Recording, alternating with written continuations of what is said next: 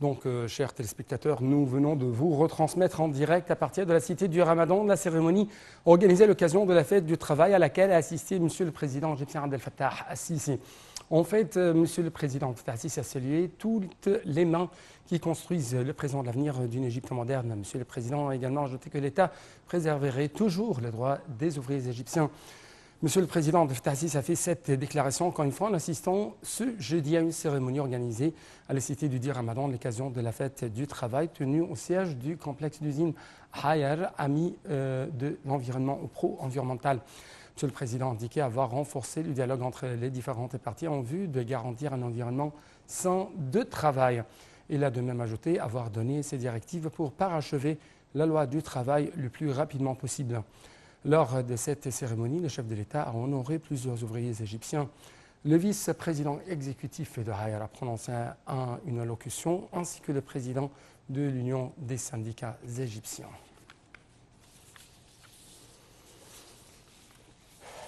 Donc, je dois vous rappeler que nous allons faire une sorte de couverture tout à fait spéciale consacrée à cette occasion, l'occasion de la fête des ouvriers ou de la fête des travailleurs du travail.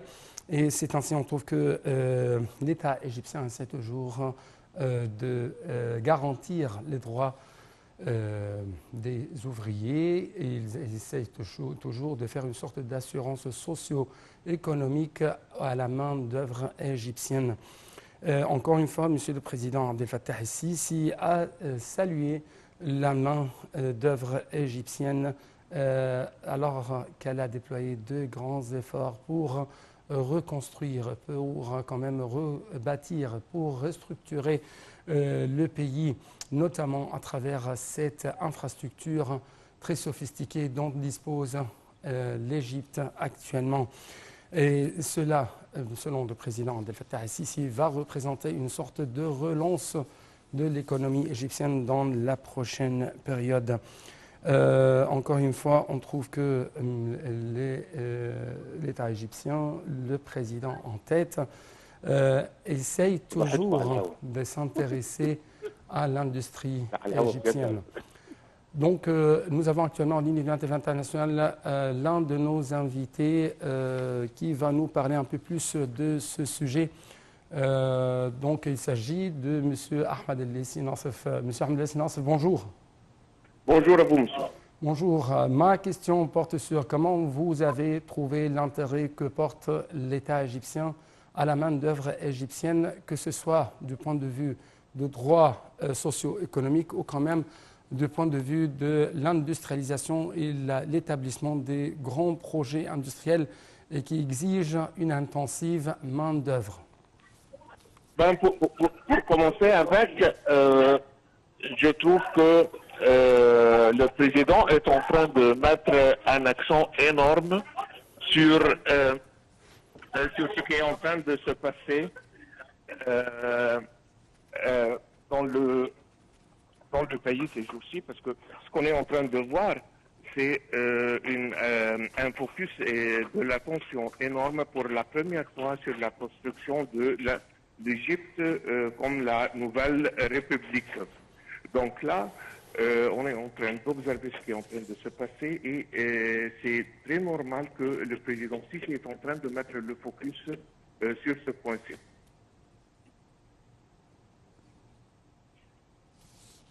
Oui, monsieur Ahmed El-Lessi Nassef.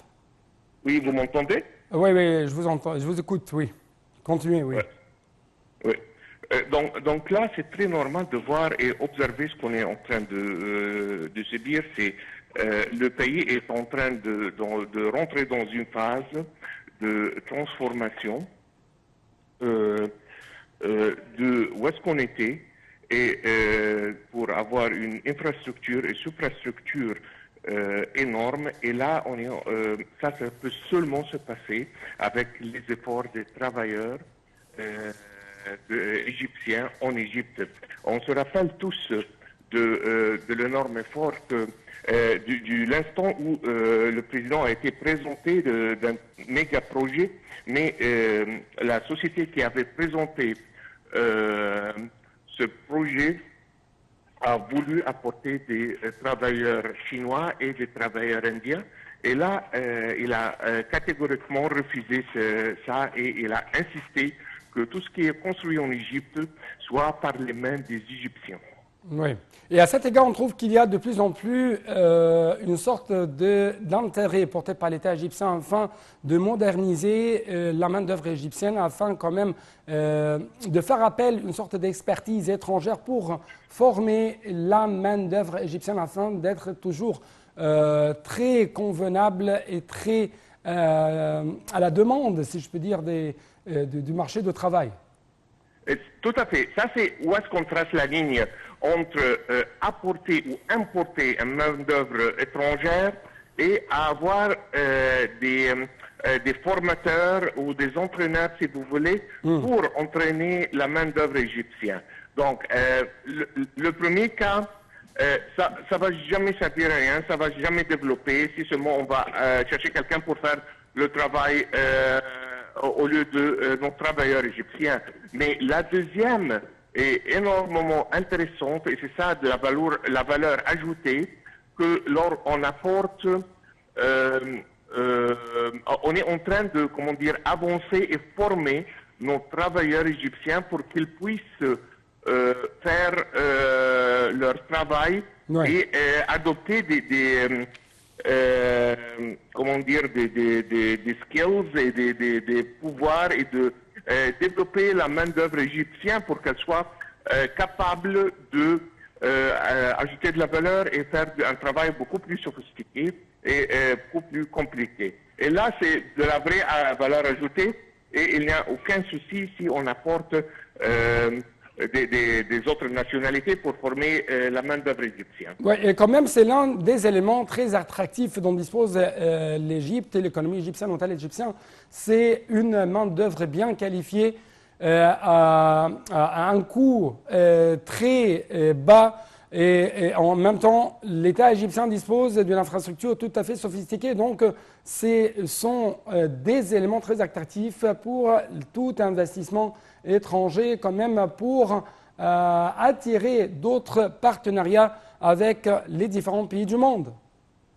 Tout à fait. Si on fait la comparaison entre ce qui est en train de se passer en Égypte et en le Golfe, on voit qu'on est en train de faire les mêmes projets à une fraction du coût que les mêmes projets sont faits au Golfe. Et la différence, ça vient de ce point-là. Là-bas, ils sont pour leur situation démographique surtout, ils sont en train d'importer la main-d'œuvre, ce qui multiplie le coût de n'importe quel projet par plusieurs fois. Mais là, parce que ce sont nos travailleurs, ce sont nos main-d'œuvre, on est en train d'avoir des projets avec des coûts qui sont énormément, je dis pas bas, mais efficaces. Parce que avoir quelque chose au coût bas, mais en même temps avoir une qualité pauvre, ça c'est très facile à faire. Mais c'est pas ça la question aujourd'hui. La question c'est d'avoir un coût bas et en même temps avoir du bon travail. Et là, c'est ça ce que l'Égypte est en train de faire ces jours-ci. L'un des espoirs affichés aujourd'hui par le président de l'Union des travailleurs de l'Égypte, M. Mohamed Goubran, c'était que les travailleurs ou les ouvriers égyptiens espèrent avoir une nouvelle loi du travail qui réalise une sorte d'équilibre entre le marché du travail et les droits des ouvriers, les droits des capitalistes ou des propriétaires des compagnies. Comment vous trouvez les efforts et les étapes entreprises par l'État égyptien pour réaliser ce but? J'ai une opinion qui peut-être n'est pas très, comment dire, politiquement correcte, si vous voulez, mais c'est une opinion personnelle, ça reste une opinion personnelle. Pour commencer avec, c'est très normal que les syndicats sont en train de demander un peu plus des droits, si vous voulez. Ça, c'est très normal. Mais je pense, et ça c'est une opinion personnelle, je répète, si vous voulez, d'un autre côté que la loi égyptienne de travail est trop relaxée. Oui. On a d'autres pays, surtout dans le nord de l'Afrique, ont la loi du travail, quand ça a été trop serré, on a vu comment ça c'était un obstacle assez important sur la situation pour le développement du cycle économique, si vous voulez. Ouais. Je ne veux pas nommer les pays, mais où les syndicats sont trop forts, si vous voulez, où les lois sont trop relaxées, Ouais. Ça enchaîne la capacité des sociétés pour avancer. Ayant dit ça, que je pense que la loi égyptienne est assez permissible et assez relaxée. Si on la compare de n'importe quelle loi de travail en Amérique du Nord ou même en Europe, on voit la différence. Oui, on est vraiment trop relaxé, si vous voulez, dans la loi égyptienne de travail. Oui, Monsieur Ahmed El Nassef, je dois vous remercier infiniment. Je n'ai plus de temps pour vous donner plus d'espace pour avoir plus d'explications en ce qui concerne ce sujet, la fête du travail, la fête des travailleurs. Mais en tout cas, merci encore une fois. C'était tout donc pour notre couverture tout à fait spéciale et à la prochaine.